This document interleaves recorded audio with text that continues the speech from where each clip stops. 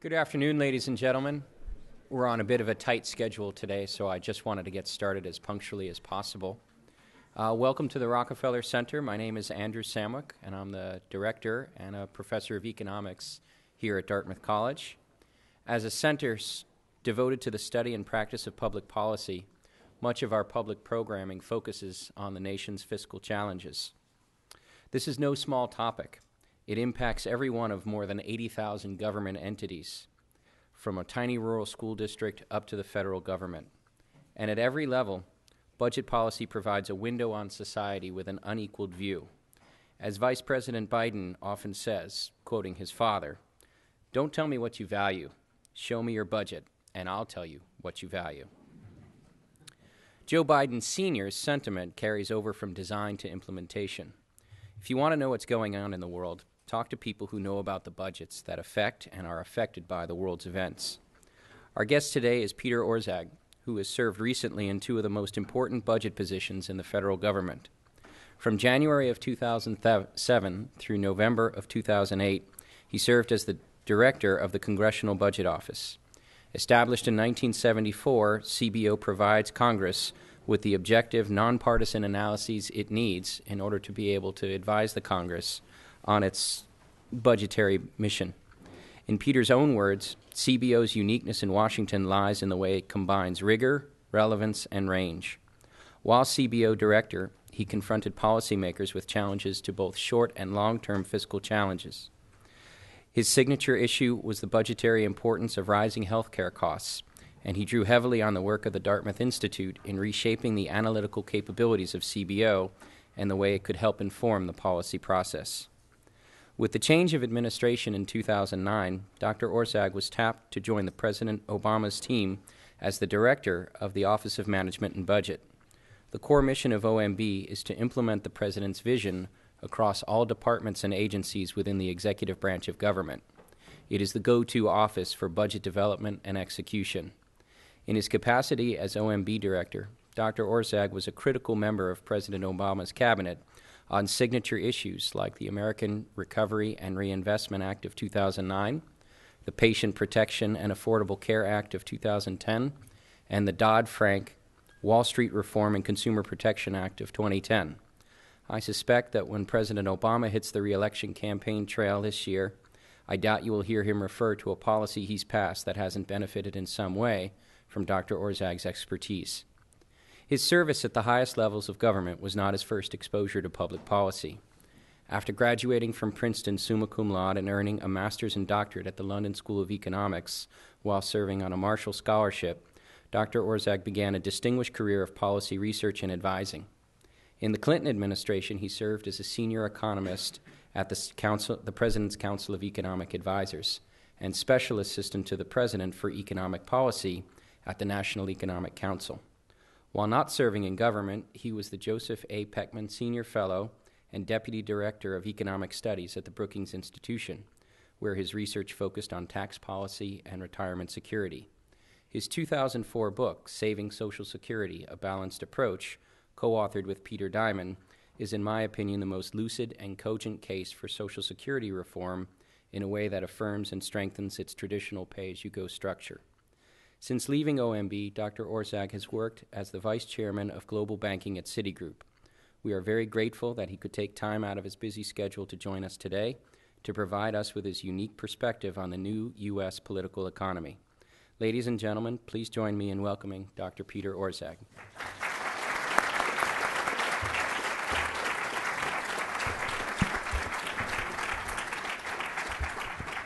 Thank you, Andrew. I'm delighted to be here. I should immediately say that one of the mistakes I made, I believe I was at the Congressional Budget Office, and I was obviously distracted because I was quoting from some Dartmouth research, and in the middle of a hearing referred to Dartmouth University.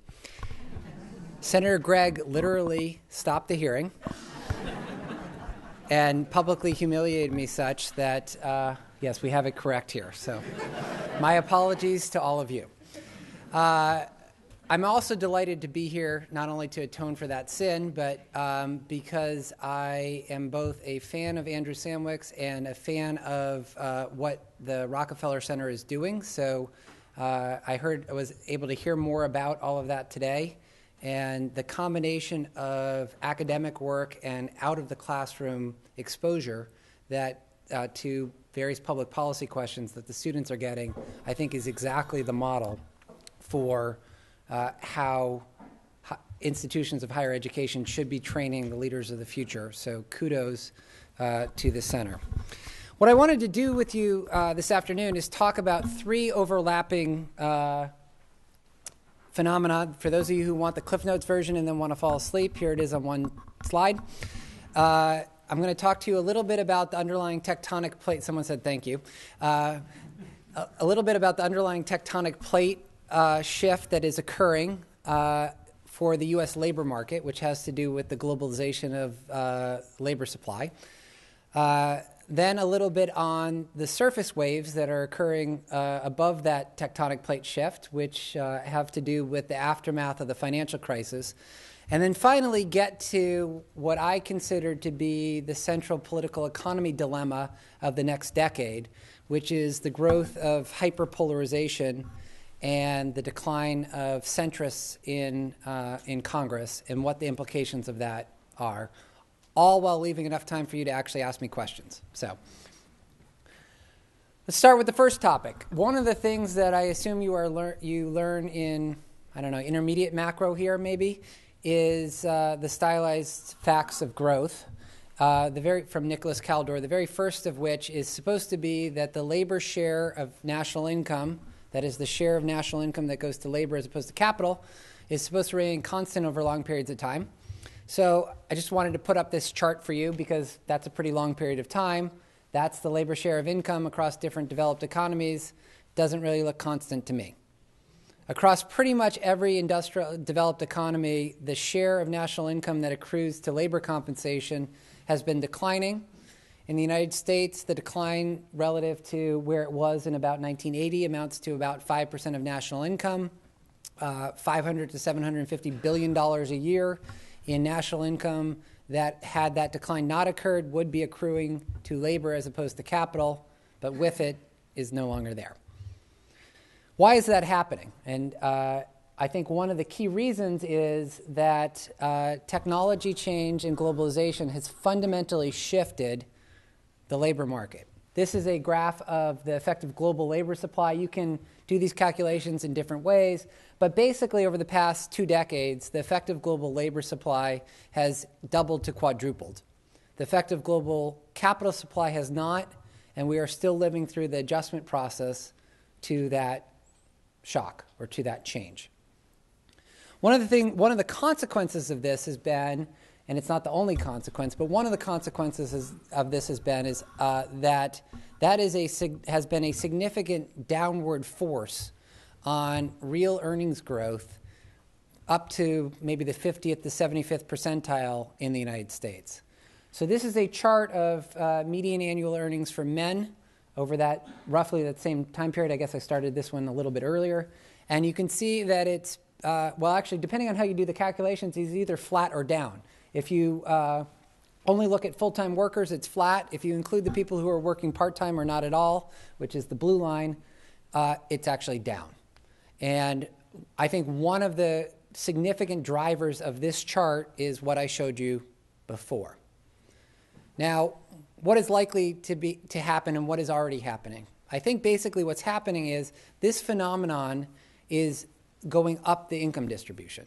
So whereas it before was one of the explanations for why the 90th percentile started to diverge from the 50th percentile, I suspect that it is now starting to affect even the 90th percentile. And at this point, basically anything that can be digitized is subject to this force. If that's right, while it may still cause a divergence between the 99th and the 99.99th percentile and the 90th, its impact on the 90 versus 50 percentile in the United States may no longer be the same that it was in the past. This has consequences for those of you in the audience who are still Dartmouth students and will be graduating into a world in which this is now increasingly a force in your own lives. That is a very big underlying shift. And historically, the times in the United States, in U.S. economic history, that have been the most turbulent have occurred when there is an underlying structural shift occurring at the same time as some crisis that hits on a higher frequency basis. The last example was the Great Depression, when the economy was shifting from agriculture to manufacturing, and then we layer on top of it a financial collapse. And that caused a lot of change in the structure of the U.S. economy and a lot of pain and difficulty in the meanwhile. But the point I want to make is it's rare to have underlying tectonic plate shift and overlay of financial crisis hit at the same time. That is what we are living through, you are all living through today. This shows you total private sector borrowing in the United States went from about 30% of GDP in 2007 to about minus 15% of GDP in 2009. A 45% of GDP implosion in private sector borrowing would count as trauma under any economic definition of that term. And we are still living through the consequences. One of the things that I think was given too little attention and that has now become much more salient in the debate is how episodes like this vary from normal economic downturns that are caused by monetary policy or by the inventory cycle and what have you. History suggests that these kinds of episodes have a much longer time dimension to their recovery than a more traditional kind of downturn. And recent experience, unfortunately, is fully consistent with that in the United States. This is the employment to population ratio, so the share of the population working now is red, dark red. The other recent downturns are the other lines. And what you typically see in those other experiences is a decline, but then, much more quick. First, the decline is not as steep, and much more quickly a bounce back than what we are experiencing today. You can't look at that graph and not conclude that there's something fundamentally different about this experience than about the previous ones. What I find interesting about that is every formal macroeconometric model in 2009 got this wrong.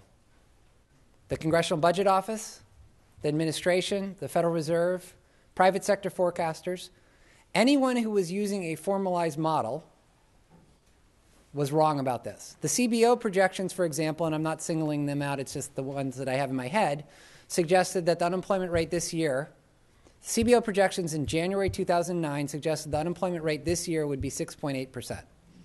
Anyone who would like to make a bet? Actually, I'll tell you a quick story. I actually have a bet for 7.3%. I can talk about this publicly now because he has. Warren Buffett, about a year ago or so, and I were having a discussion about the unemployment rate for October 2012, and in the course of the discussion, he mentioned that he thought the unemployment rate would be 7.3% or lower. So I like to do this, so I said, "Are you willing to bet?" And I was surprised. He said yes. Unfortunately, he was only willing to bet $1, but I do have a dollar bet with Warren Buffett. He's got 7.3% or lower, and I've got 7.4% or higher for October 2012's unemployment rate. About 6 months ago or so, he went on CNBC, and this is when he actually named me, and he said, "I have this bet with Peter Orszag," and it was relayed to me, I didn't actually see it, as 8% or lower. I said, "Wait a second, you can't publicly renegotiate on CNBC." I went back and got the transcript. He correctly claimed that what he said was significantly below 8%. He just didn't want to name the number. He has since named the number, so I can do that too. And then about 3 months ago, I got a note from him saying that he was willing to explore a settlement. So I wrote to him and said that if he would send me a crisp dollar bill that was signed with something like "Peter, you were right, Warren," which I would frame, I would send him 50 cents immediately and also promise to spend $1 at Dairy Queen. But he thought those terms were not to his liking, so he's holding out for. Anyway, 6.8% was what was projected in January 2009, and that CBO was not alone in the kind of V-shaped recovery that was assumed. I think the lesson to be learned from that is twofold. First, that the people who got the prediction right were basing their analyses on historical examples or other processes, and that there is weight to be given. In other words, do not just go with the model. When there is a significant mass of well-informed people who are suggesting something that's dramatically at odds with the formal model, it's at least worth paying some attention to. And the second thing is that policy should be designed more so to reflect that uncertainty.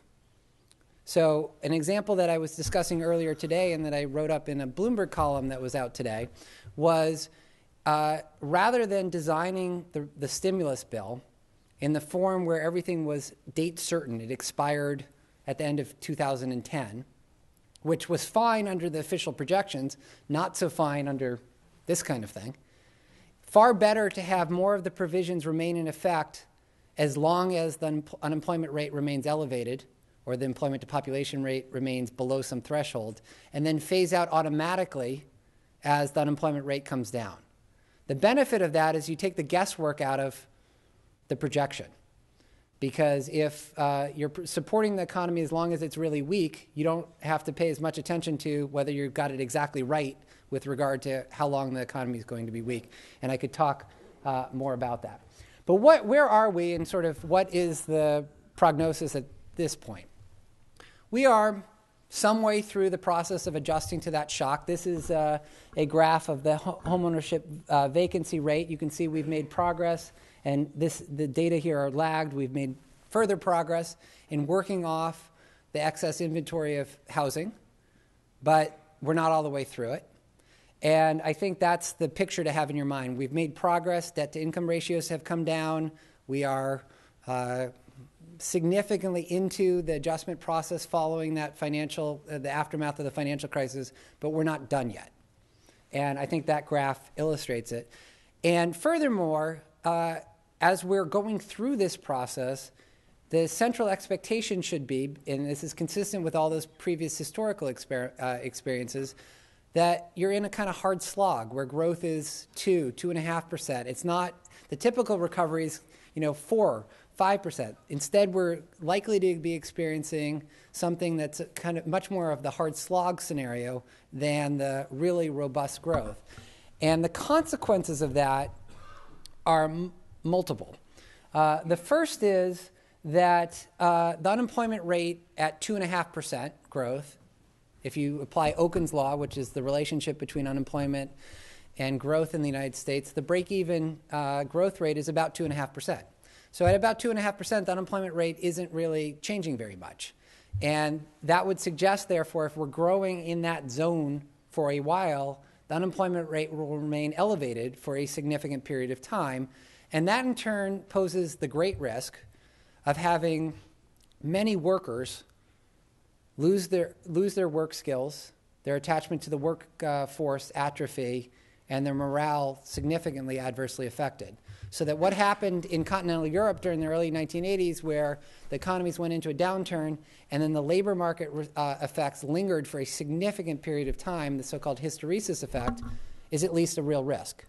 One way that, and if you pause and think about it, we have almost 4 million people who have been unemployed for more than a year.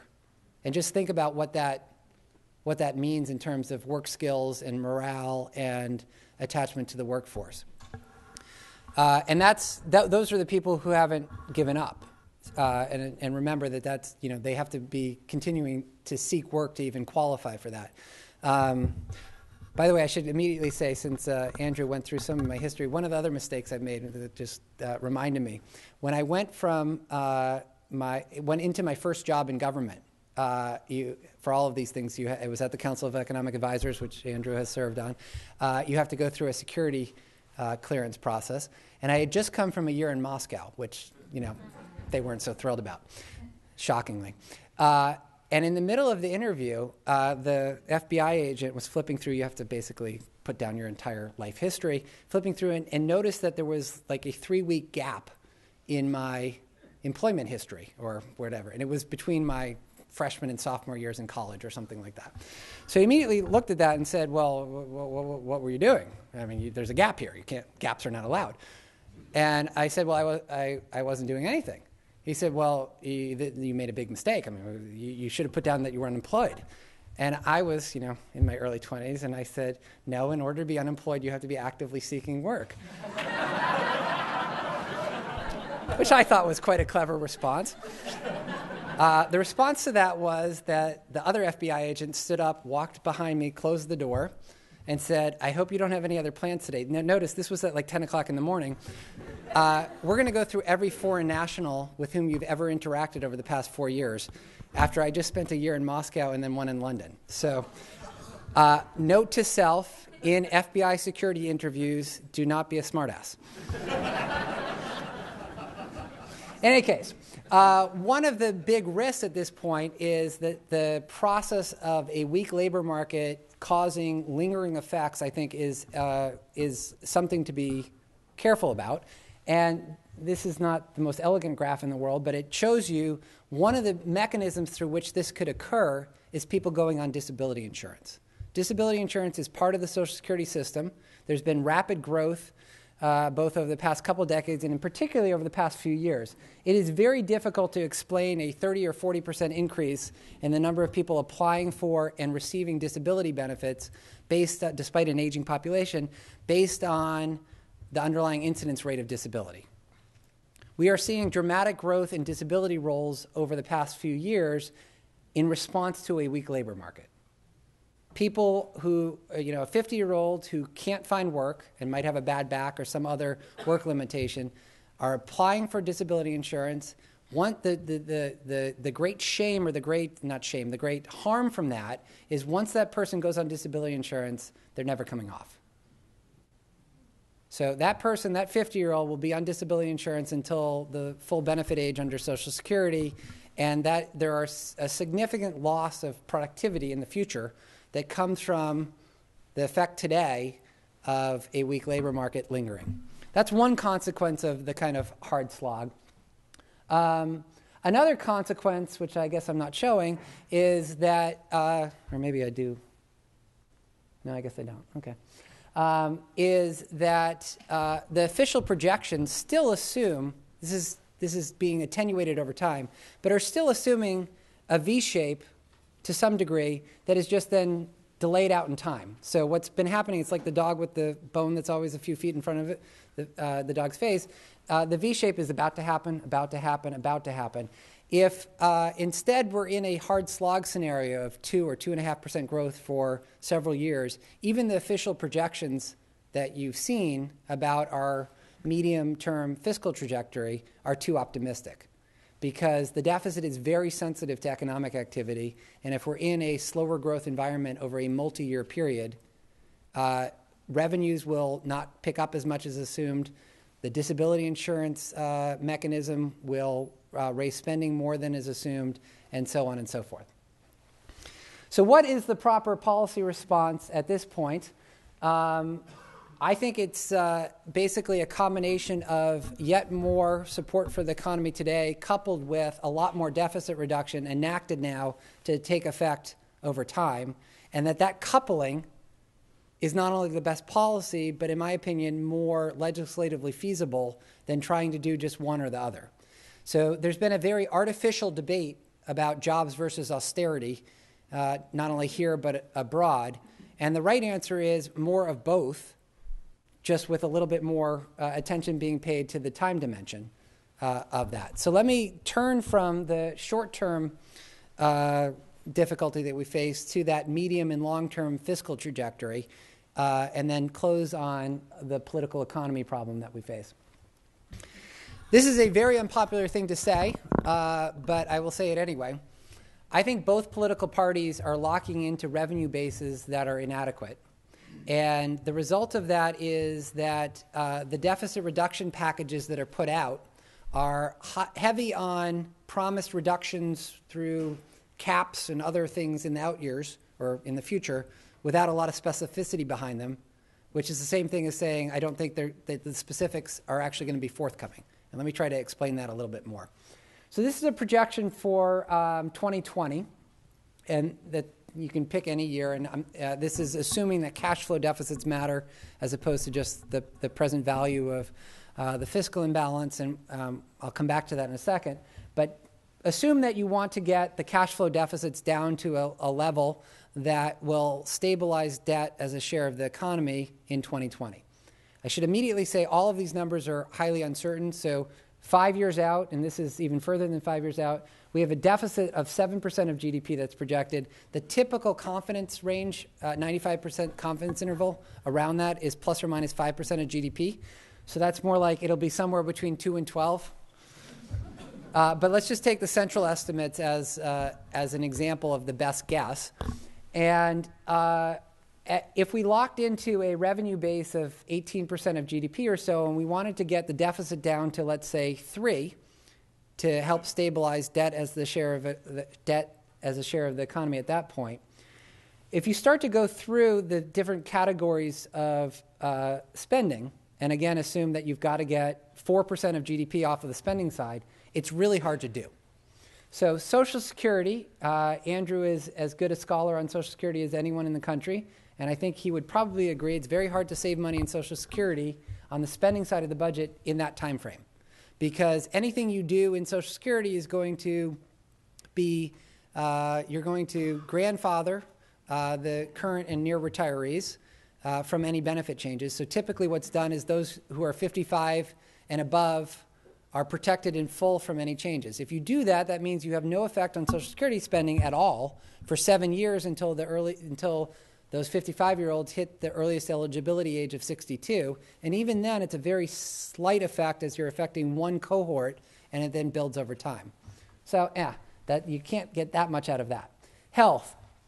I'm going to come back to health in a second, but the prospects for very dramatic spending reductions in a very short period of time is also challenging unless what you do is just ratchet down prices, how much you pay doctors and hospitals, which can work for a short period of time, but it can only work for a short period of time. And we're probably close to the degree to which we can max out that dimension anyway. Any of the other delivery system reforms or more structural changes in healthcare take a little longer to bear full fruit. And then you're down to, I'm going to leave interest to the side because unless we're going to renege on our debt, that's not really in play. You're down to the rest of the budget, which is basically discretionary spending. And to try to get 4% of GDP out of 9% of GDP doesn't really work. So the typical manifestation of this is, let's talk about the defense budget, because everyone has a lot of, it's a typical easy place to go. And I think we're actually seeing the phenomenon that I mentioned earlier, in which you rely on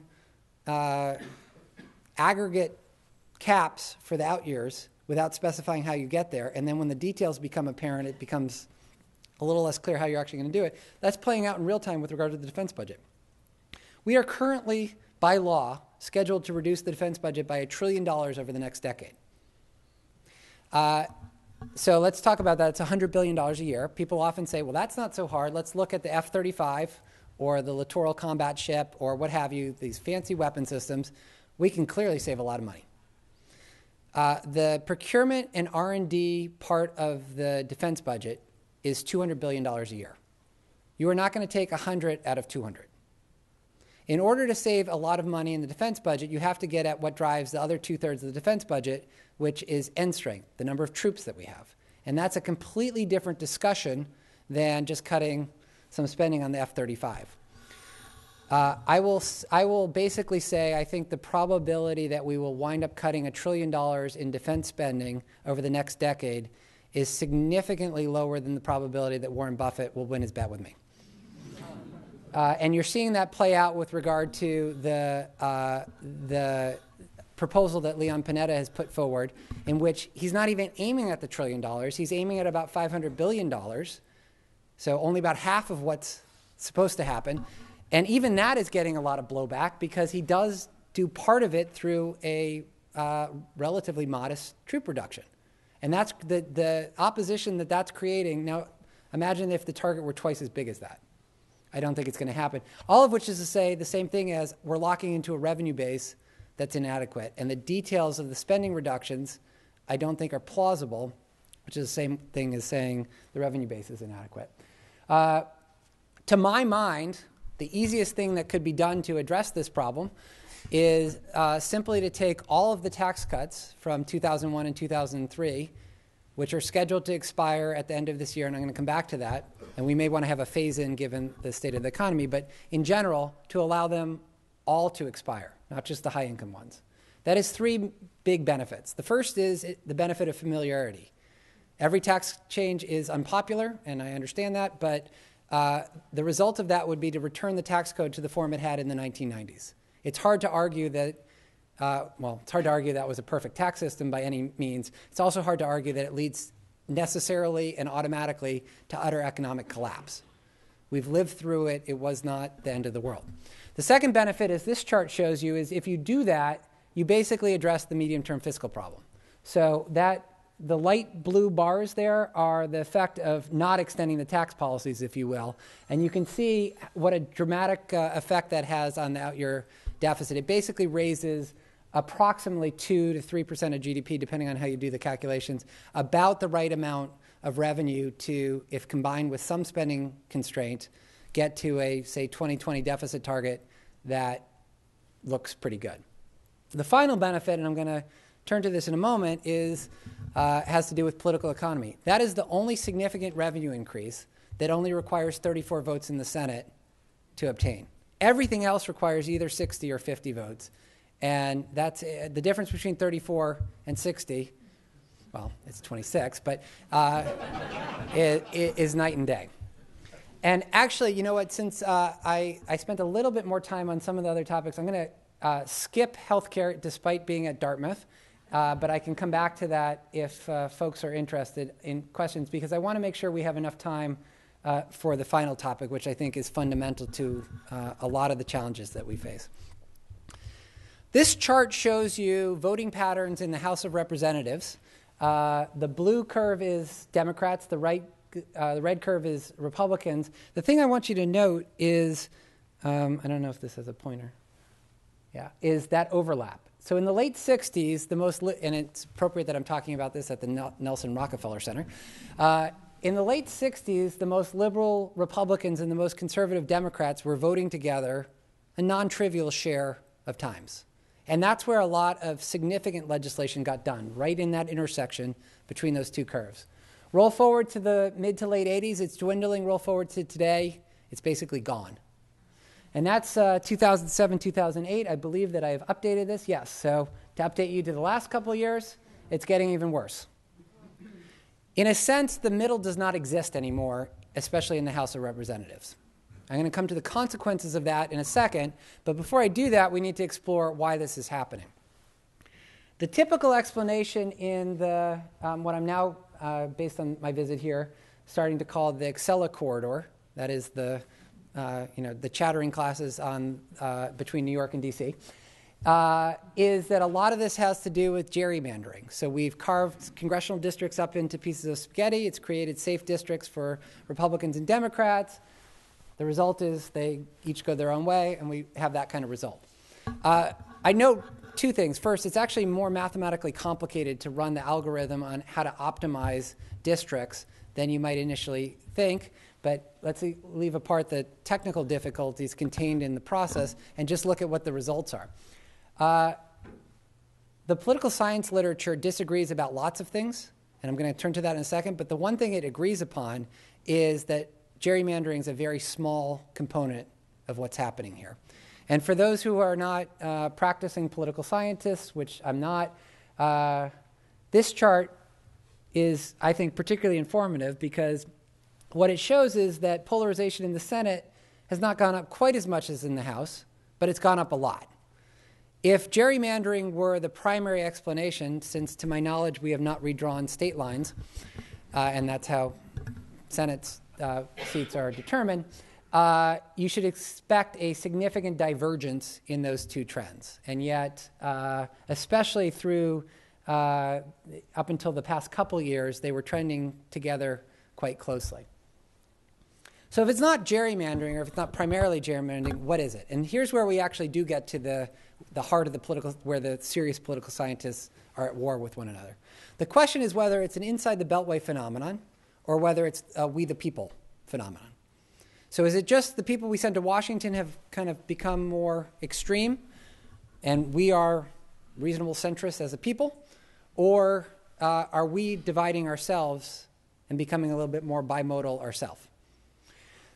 The best piece of evidence in favor of it's the guys inside the Beltway phenomenon is that 17 states have senators from different parties. They are representing the same constituents, obviously, in often quite different ways.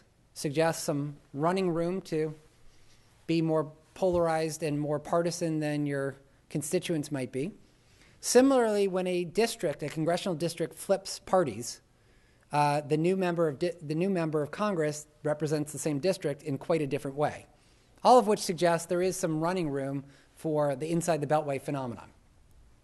On the other hand, if that's primarily what was going on, you'd expect surveys of whether people think their member of Congress is becoming more extreme or too extreme to suggest a much larger share of people saying, what he's doing is not what I want my member of Congress doing. That's not the case. Furthermore, I don't know if I put up the slide. Yeah, I did, good. And I did not look for where New Hampshire is. Oh, look at that. I'll come to that in a second. But furthermore, you'd also expect, if this were what was happening, that if it were an inside the Beltway phenomenon, that the same thing would not be happening among state legislatures. And in particular, state legislatures should, if it's an inside the Beltway phenomenon, be polarizing a lot less than the Congress. That vertical line is the change in the polarization. Oh, I forgot to put up the time period. It's over I think it's the past decade or so. Polarization change for the House of Representatives. And what I think you can see is that, frankly, most states, about 2/3 of states, state legislatures, have polarized more than the House of Representatives. So I think that casts further doubt on it's just the inside the Beltway phenomenon.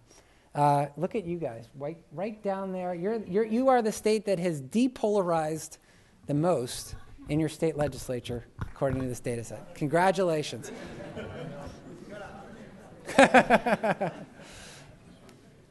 Does not appear to be consistent with personal experience in the room. So if it's partly, if not mostly, an outside the Beltway phenomenon, why and how is that happening?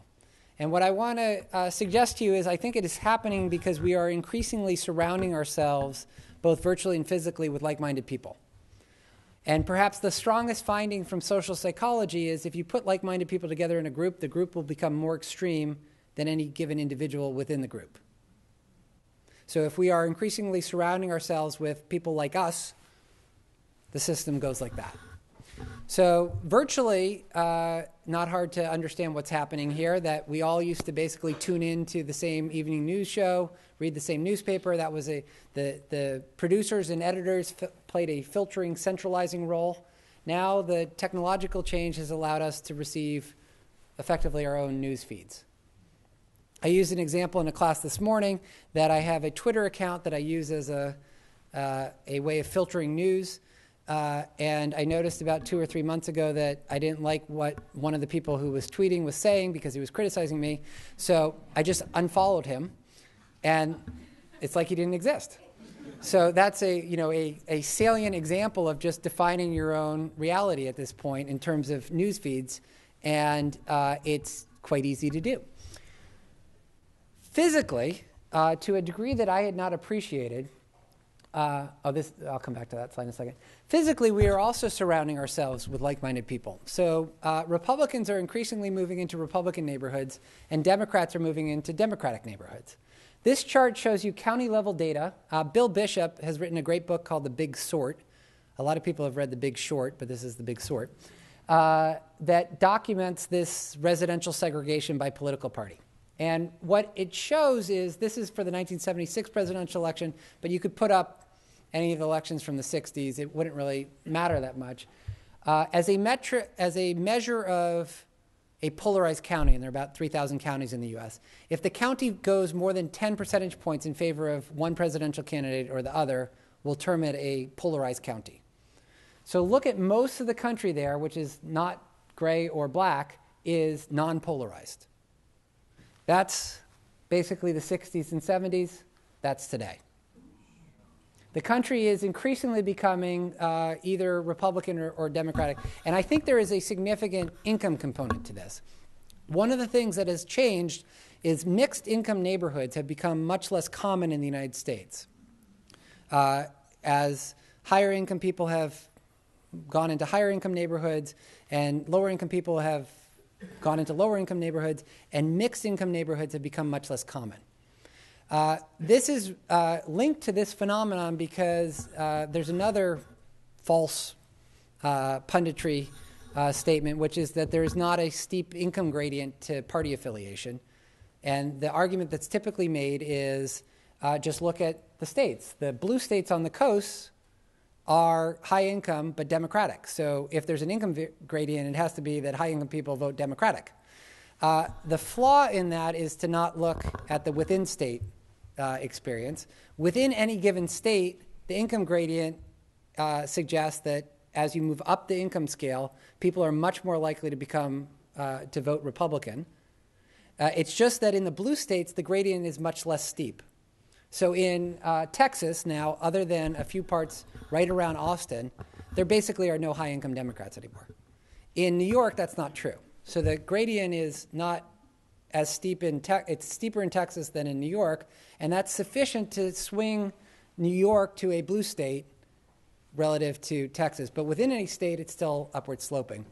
So there is an income party affiliation relationship, which I think is one of the forces behind or associated with this residential segregation. Now, what is this all, to the extent that this is what's happening, or at least part of what's happening, it's very difficult to address because it's almost like we went through the easiest to hardest explanations. If it were all gerrymandering, it might be hard to implement, but we know what to do. Change the districting laws. If it were all the inside the beltway phenomenon, or primarily that, might be hard to do, but we know what to do, which is vote in different people. If it's largely us, much harder to know what to do, which is why I think we're going to have this for a significant period of time. The question then becomes, how does one function in that setting? And I think this is actually the central political economy dilemma of the next decade, which is the population has not polarized quite as much as the Congress. So you still win national elections by appealing to that slim probability mass in the middle, by running as a centrist. And in fact, precisely because we have become increasingly bimodal even as a population, it's ever more important to win those swing votes in the middle. We're not going to have landslide elections anymore. The problem becomes, once you succeed in doing that, you really can't legislate there anymore because, as I showed you earlier, the middle is gone in Congress. So the model that most policy analysts and people in the DC world have, that the way to get legislation done is to cross party lines and legislate in the middle, worked when there was enough overlap to do that, but is fundamentally broken today because of the decline of moderates in the Congress. That then raises the question of what happens? Well, again, you win national elections by appealing to the centrists in the middle. You can't legislate there. I think the only way you can actually legislate on a significant basis is if you dominate the political system. So you have the White House, the House, and close to 60 votes in the Senate, and you legislate based largely, if not entirely, on one part of that bimodal distribution, basically on a partisan basis. The dilemma comes in that not only are you then going to frustrate the people who elected you thinking you were centrist, but if you have that rare trifecta and actually take advantage of it, you're virtually guaranteeing that you're going to engender so much backlash that you're going to lose that dominance. And then we're going to cycle through a period in which divided government reigns yet again. And that's the environment in which the decline of moderates has become particularly damaging. It's actually interesting. There's another debate in the literature about whether divided government is harmful or not. I think the punditry often asserts divided government is affirmatively good. It leads to big legislation like the 1983 Social Security reform. I think the literature suggests, no, it's not, but maybe it's not harmful. Maybe it's it's a wash, which is the David Mayhew perspective. The problem becomes there's an interaction between divided government and moderates, which Sarah Binder at Brookings and George Washington University has suggested, which is as moderates decline, divided government, which probably actually never worked quite as well as people thought it did, works even less well. And that's going to be, I think, this cycling that we are unfortunately going to be experiencing over the next decade or so.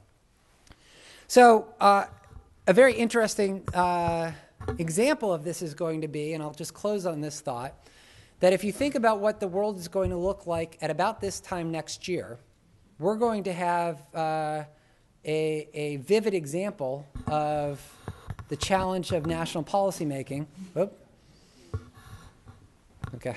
Challenge of national policymaking in January or February of 2013.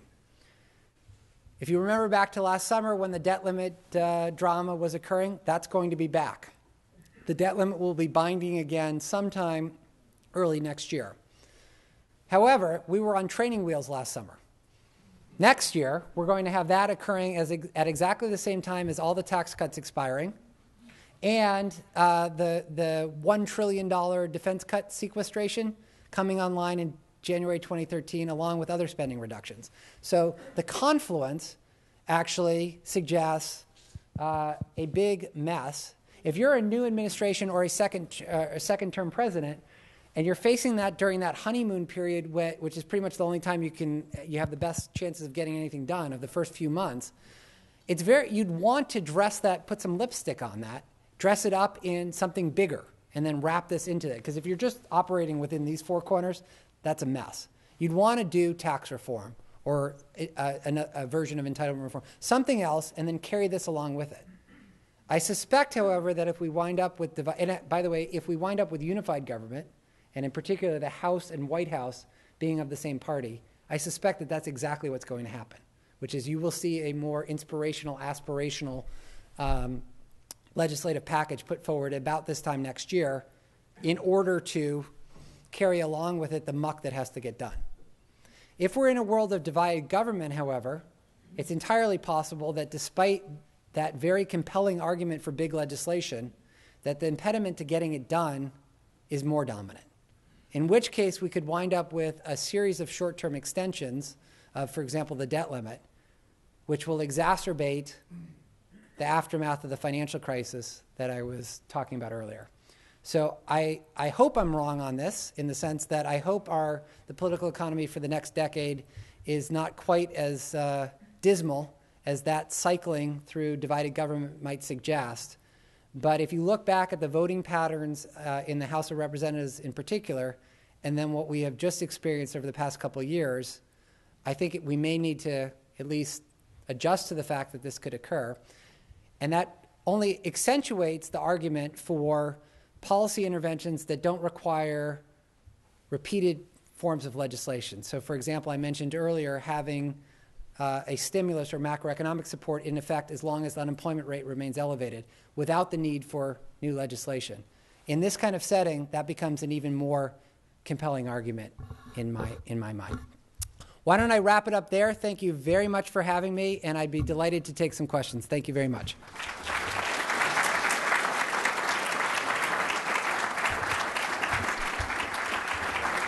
I think we have microphones, and I'm also supposed to have a strict preference for students as opposed to non-students. So if there are students who have questions, please raise your hand. And of course, I'm doing this just based on visuals, so I don't mean to be biasing in any way. You look like a student. Yeah, I am. I was wondering if, as a way of tackling the deficit, do you see the U.S. instituting a value-added tax, and if so, when? A value-added tax is something that makes there are a lot of good academic arguments that one can make in favor of it. I think it has almost no chance of being enacted in the next few years, precisely because of this tension that I was mentioning. Anything that requires 60 votes in the Senate is very challenging to do on an affirmative basis, especially if we are in a situation where we don't have unified government. So a value-added tax is the kind of thing that I would write about repeatedly when I was at Brookings, and it is, I think, most public finance economists would sign up for it in a second, but public finance economists are not the swing votes in the House or the Senate, apparently. So I would not hold out a false promise that it's got any legislative legs in the near term. Way in the back. The Simpson-Bowles Commission was ostensibly an attempt to bridge the partisan divide you've been talking about. Why do you think the Simpson-Bowles recommendations haven't gotten any traction? So this is a very interesting question. I think one of the storylines that's out there is the administration walked away from Simpson-Bowles, and if only the White House had embraced it, it would have become law. The first part of that statement is true. The second part's not. The administration did kind of walk away from Simpson-Bowles. But the Simpson-Bowles proposal, let's just be very clear, had 0% probability of being enacted by the House of Representatives. It had a significant revenue increase in it, which is why, by the way, the members of the House that were on Simpson-Bowles didn't sign up for it. The House Republicans, I should say. So I'm a little torn because once you acknowledge that fact, it wasn't actually going to be enacted. It might have passed the Senate, by the way, I should say, but the House, no way. Once you're in the realm of it's not going to be enacted anyway, then the argument that some administration or other officials would suggest of, well, once you're in the game of optics, you're not licensed to practice optics, so shut up, basically. I think has more salience to it, which is I would prefer the optics of an administration that embraced that kind of proposal and tried to run with it even if it wasn't going to get enacted. But if you acknowledge that it wasn't going to get enacted, it's almost an academic debate about the best positioning that is just different in nature. And I think that fundamentally illustrates the challenge I was trying to suggest here, which is the pathway forward with a Republican House and President Obama being reelected as a scenario, for example. That's going to be a very interesting line to walk at this time next year, precisely because that second component, it's kind of hard to see how a deal is struck that the House would go along with. Not impossible, but I suspect in that scenario, by the way, that what's going to happen is you have to allow all the tax cuts to expire. You have to actually go over the cliff and then come back with some other proposal that's negotiated, because you're not going to be able to do it within the box of the format of those tax cuts. How about down here? You mentioned that the polarization is causing an inability to get anything done in longer-term policy solutions with policy targets for way to fix that. How does that apply to the budget, which seems to have the most, stagnation that's not getting passed? Because that's where you can't just have a policy target passed every year. Well, the part of the budget that has to be passed every year, which is the discretionary part of the budget, which is about 40% of the total, is, I think, a little less important than the other part of the budget, which is the part that doesn't have to be passed every year. And so the question then becomes, which has to do with taxes and entitlements, the question then becomes, what could be the forcing event to force a political system, which I should say, our political system never dealt that well with gradual long-term problems. There are basically two ways to force action. One is an external force drives action, so significant pressure from the bond market, for example, or an artificial internal constraint, which was what happened with regard to the 1983 Social Security reform. The only reason Social Security reform happened in 1983 was the trust fund was on the verge of exhaustion, and checks were not going to go out the door. And without that gun to the head, there's no way that 1983 Social Security reform would have actually happened. So if you think about it that way, I don't think we're in any imminent zone where there's going to be significant financial market pressure that forces action, and we wouldn't want that because doing it under duress is terrible.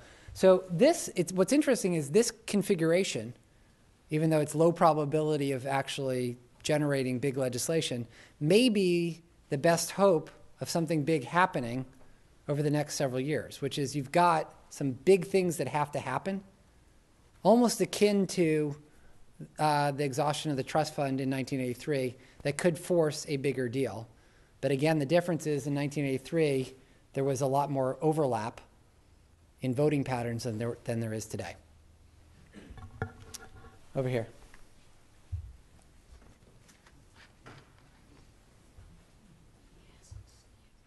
Oh, hi. Despite being a historically bad case of political dysfunction, we enjoy historically... Wait, I'm sorry? Well, despite being, in a historically bad case of political dysfunction, we also do enjoy historically good interest rates at the point. Do you think it's plausible that those rates don't hold? And if that does happen, how does the math on this change? Sure, it's plausible that those rates don't hold, but I don't think it's plausible that they don't hold over a very short period of time.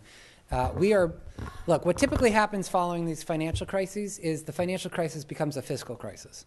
That's exactly what's happening in Europe, because you're taking on revenue plummets, you've got additional spending, you take on liabilities associated with the financial sector. That creates an unstable fiscal trajectory, and it seeps into a fiscal crisis.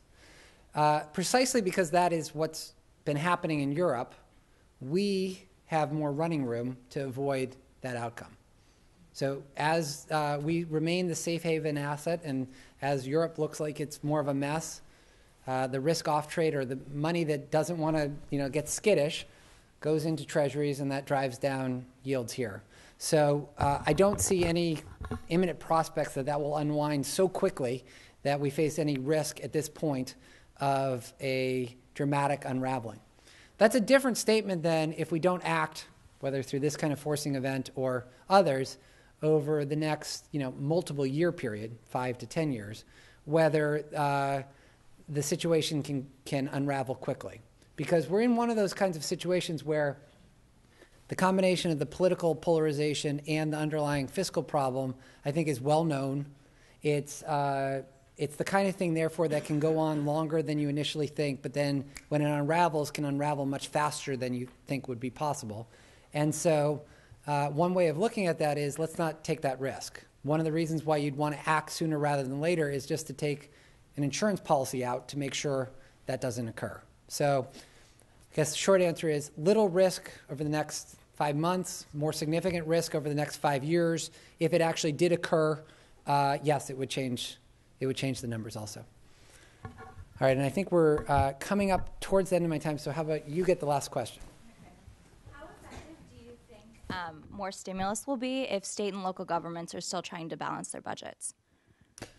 One of the things that has been a drag on the recovery, obviously, has been retrenchment at the state and local level. But that is what it is. And I believe that additional federal support would be beneficial, relative to that baseline, or relative to, the states are going to do what the states are going to do. And the question is whether you can make it a little bit better or not. And I believe that additional support for the economy, look, we had a good month last month, and there's a little bit of momentum behind the economy now. If we do not extend the payroll tax holiday that is scheduled to expire, as an example, I think we are taking a significant risk of those incipient first steps of the momentum building, having that collapse, or not collapse, but weaken significantly. So yes, states are retrenching. Maybe the way to put it is, precisely for that reason, the argument for, in my opinion, additional federal support is even stronger.